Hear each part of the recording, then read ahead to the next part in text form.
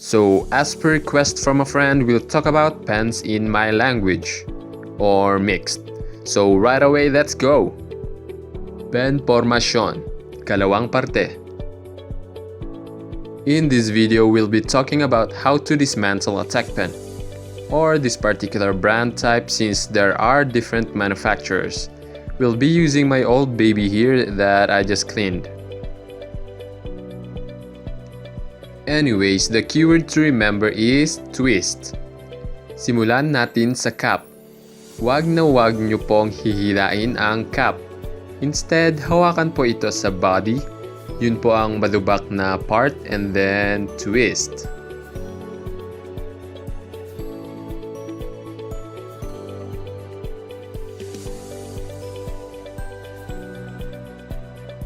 Next ay ang holder. Hawakan po ulit sa body. Yes, body po ay kung saan nakagrip ang fingers. Ayun, iikot lang po ulit ang holder.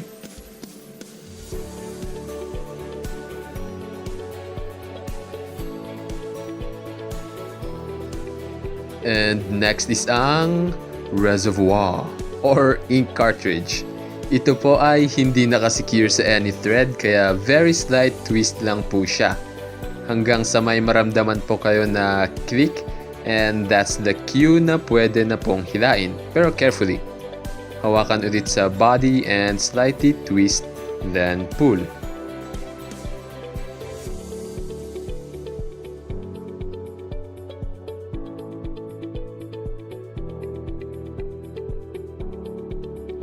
Okay, next is ang feed tube na nakapaloob sa body.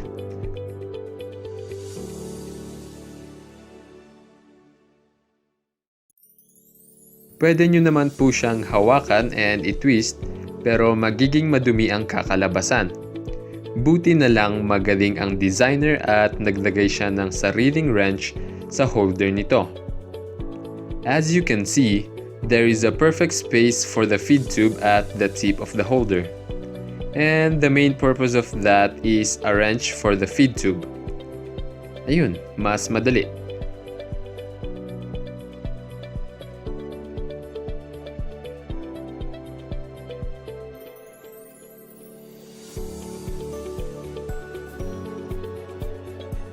Ngayong nakalapag na ang body, let's take a look at the point section and its parts. Sa top portion is may maliit na cap called retaining cap. And yes, twisting na naman ang pagtanggal sa kanya. Okay, next is the most delicate part, ang cleaning pin. Ang pagtanggal nito ay careful na paghila dahil sa kanyang delicate pin. Baba muna ang feed tube to show you this pin. Ito ang nagko-control ng ink flow ng pen. Kaya ito ay dapat ingatan when dismantling since madali siyang mag-bend or maputol, especially sa lower pen points. So ayun po ang tech pen parts na pwedeng ma-dismantle.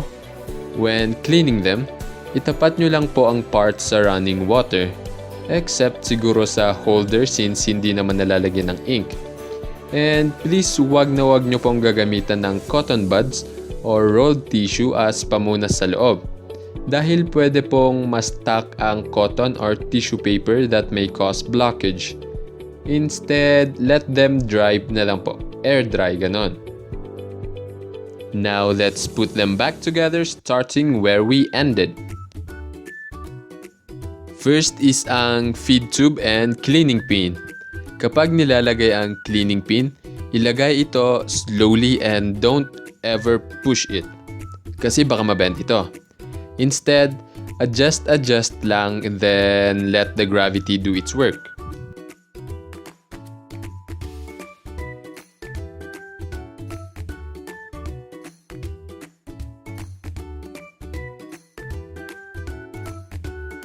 Next is retaining cap.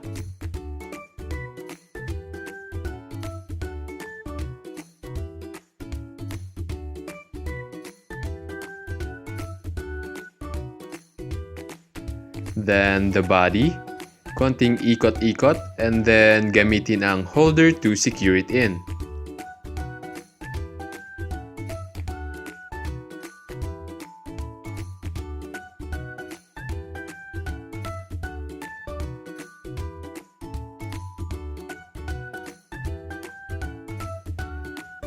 Next ang reservoir or ink cartridge. Like kanina, to secure it in, twist it ng konti until may clicking na mararamdaman.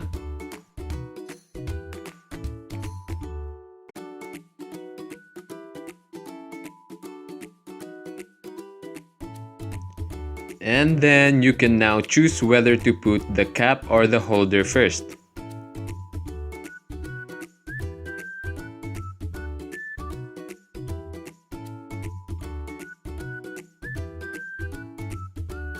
And there we go. That is how you dismantle a tech pen.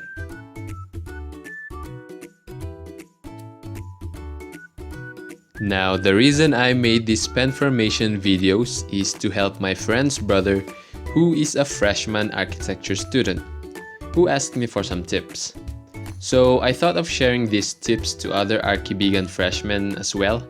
And I hope these videos helped a little, and welcome to architecture school and best of luck.